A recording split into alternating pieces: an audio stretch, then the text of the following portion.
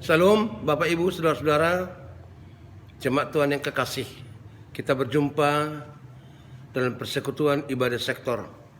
Meskipun kita melakukannya di rumah kita masing-masing, berhubungan dengan situasi terkini yang belum kondusif, belum mengizinkan kita untuk melaksanakan ibadah sektor seperti beberapa waktu yang lalu. Karena itu, harapan kami janganlah menyurutkan semangat kita untuk melaksanakan ibadah seperti ini, karena dengan beribadah kepada Tuhan, sumber kekuatan kita untuk menghadapi segala tantangan, perubahan zaman, dan masalah-masalah di tengah kehidupan ini. Oleh sebab itu, saudara-saudara sekalian, marilah memberikan perhatian waktu sejenak bersekutu dengan Tuhan dalam ibadah sektor malam hari ini. Mari kita satu dalam doa. Bapa di surga, Tuhan yang kami puji, kami muliakan dalam Tuhan Yesus Kristus. Kami bersyukur kepadamu Tuhan ketika anugerah-Mu melimpahi hidup kami.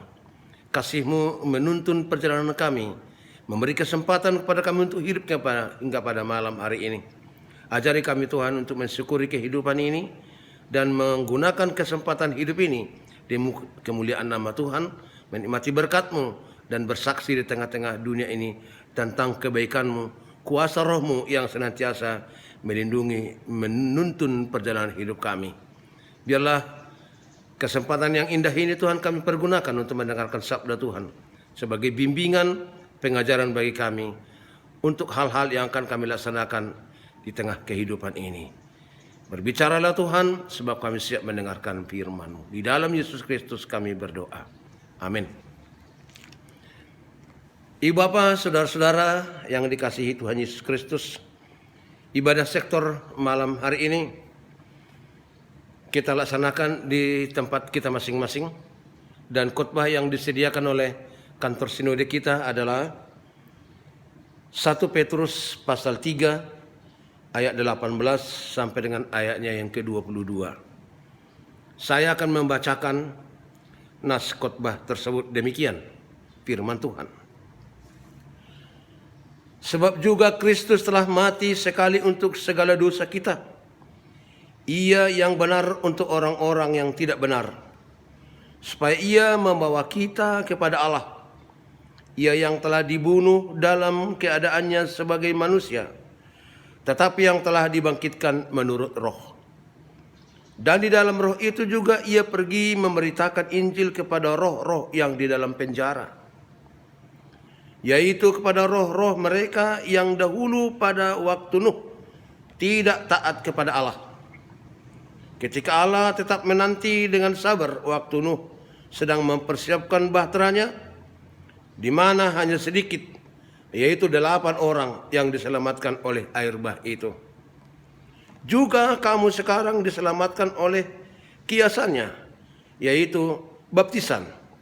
Maksudnya bukan untuk membersihkan kenajisan jasmani, melainkan untuk memohonkan hati nurani yang baik kepada Allah oleh kebangkitan Yesus Kristus, yang duduk di sebelah kanan Allah setelah ia naik ke surga, sesudah segala malaikat, kuasa dan kekuatan ditaklukkan kepadanya. Demikian pembacaan nas khotbah kita malam hari ini. Ibu bapak terkasih jemaat Tuhan yang berbahagia, penderitaan adalah suatu momok bagi kita manusia di tengah-tengah dunia ini. Oleh karena itu,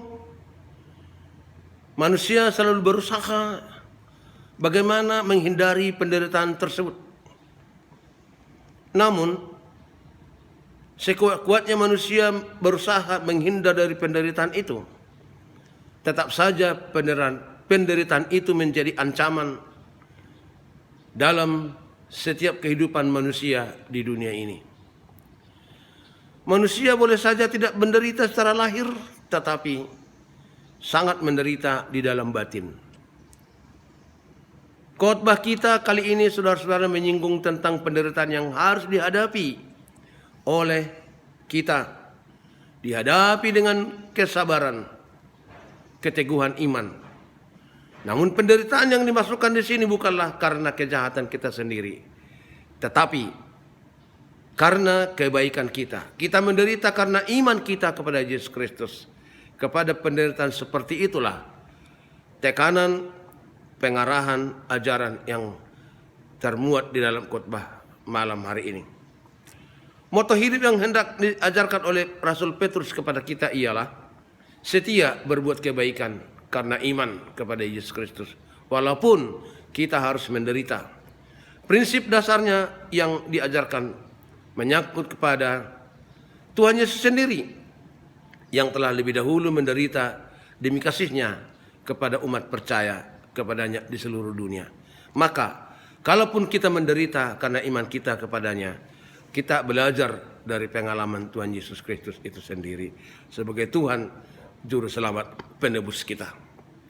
Jemaat Tuhan yang kekasih, Tuhan Yesus Kristus telah menunjukkan keteladanan dan pola hidup yang patut diteladani oleh seluruh umat di dunia ini, yakni ketika Dia rela mati demi menebus segala dosa manusia. Dia yang benar rela menderita untuk orang-orang yang tidak benar dengan maksud membawa mereka kepada Tuhan. Penyaliban Tuhan Yesus oleh orang-orang Yahudi adalah suatu ketidakbenaran. Sebab dalam proses pengadilan Yesus, ternyata kesalahan yang dituduhkan kepadanya tidak pernah terbukti. Namun Ia rela untuk itu, supaya kebenaran Tuhan dinyatakan di dunia ini. Yesus dibunuh dalam keadaannya sebagai manusia, tetapi dibangkitkan menurut roh. Tubuhnya terbunuh, namun rohnya tetap hidup sampai selama-lamanya. Dalam keadaannya sebagai roh itulah Yesus memberitakan kabar baik kepada orang-orang yang telah meninggal dunia sejak zaman Nuh. Di dalam zaman Nuh ada dua sifat sikap yang kontradiktif berseberangan, yakni sikap Allah yang senantiasa menantikan pertobatan manusia, menantikan kesadaran manusia akan dosa-dosanya supaya mereka selamat. Tetapi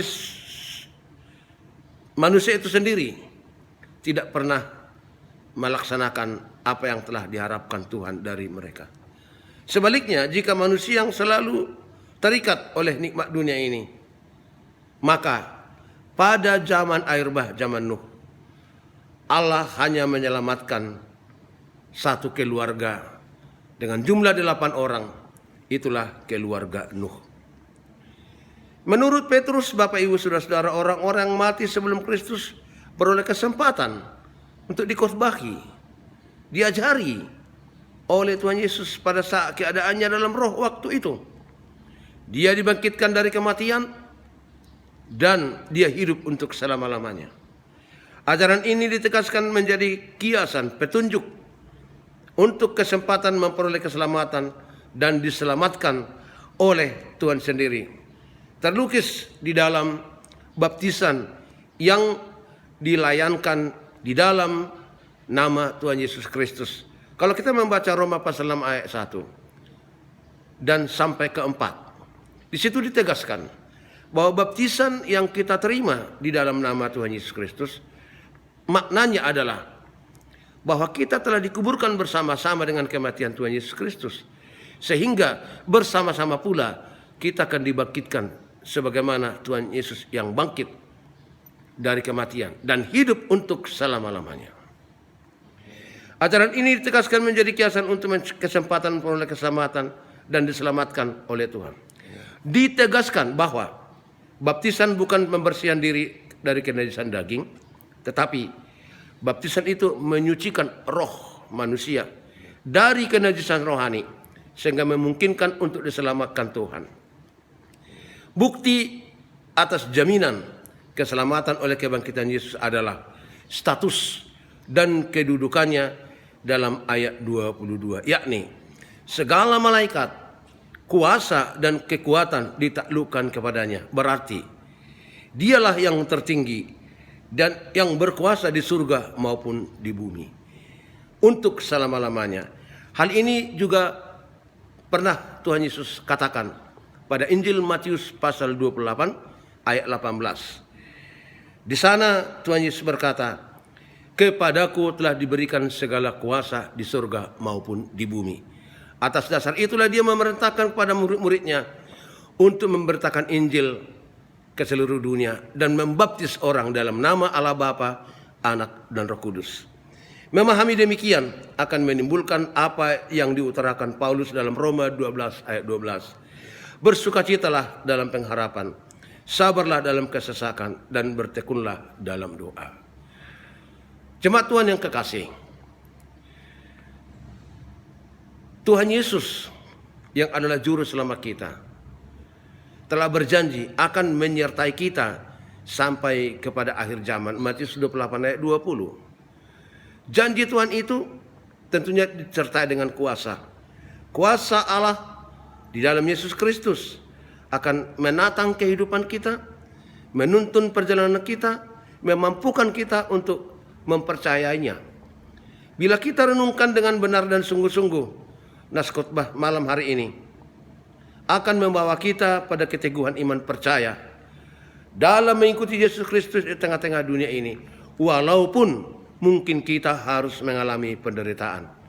Tetapi janji penyertaan Tuhan dan kuasa Tuhan akan melindungi kita, akan menguatkan kita, akan menjagai kita. Di sisi lain, nas ini juga boleh bermakna peringatan bagi kita, supaya kita tidak akan mengalami penderitaan karena kejahatan kita. Jika kita menderita oleh karena kejahatan kita, maka tidak ada hikmahnya dan tidak ada gunanya bagi diri kita sendiri, apalagi untuk orang lain. Tetapi menderita karena kebenaran, menderita karena iman kepada Yesus Kristus akan menciptakan suatu kekuatan yang sangat luar biasa yang boleh merubah dunia yang fana ini. Kesanalah kita dipanggil supaya menjadi orang-orang yang taat, setia dalam penderitaan. Jika itu karena iman percaya kepada Yesus. Oleh karena itu sebagai umat Kristiani, semua kita dihimbau dan diharapkan untuk senantiasa berpegang pada pola hidup Kristus. Sebab untuk itulah kita terpanggil menjadi umat kepunyaannya. Ingatlah senantiasa janji dan kuasa Tuhan yang menyertai kita sesuai dengan Matius 28 ayat 20. Dengan berpegang kepada janji Tuhan, kita tidak akan murtad, kita tidak akan mundur, kita tidak akan patah semangat, tapi sebaliknya kita akan selalu bersemangat melayaninya walaupun harus menghadapi pergumulan seperti yang telah kita sebutkan. Semoga Tuhan Yesus Kristus dengan kuasa Roh-Nya menyertai kita untuk mengamaninya sepanjang masa. Amin. Terima kasih Tuhan, firman-Mu telah kami terima untuk mengingatkan kami supaya kami taat, mengimani-Mu, mempercayai-Mu, walaupun harus menghadapi penderitaan. Karena Tuhan telah berjanji akan menyertai kami, menguatkan kami. Karena Tuhan telah menyatakan bahwa kami adalah anak-anak-Mu. Ketika kami taat dan setia sampai mati, maka mahkota kehidupan itu Tuhan akan berikan bagi kami. Ajari kami Tuhan dengan kuasa Roh-Mu. Buatlah kami menjadi orang-orang yang taat percaya kepada-Mu. Tidak akan pernah murtad, tidak pernah berputus asa, walaupun harus melewati persoalan-persoalan kehidupan di tengah perjalanan dunia ini. Ampuni kami Tuhan atas segala kesalahan kami, dosa-dosa kami. Sucikan hidup kami, supaya kami layak menerima janji-janji-Mu. Di dalam nama Tuhan Yesus Kristus, kami mengucap syukur dan berdoa. Amin.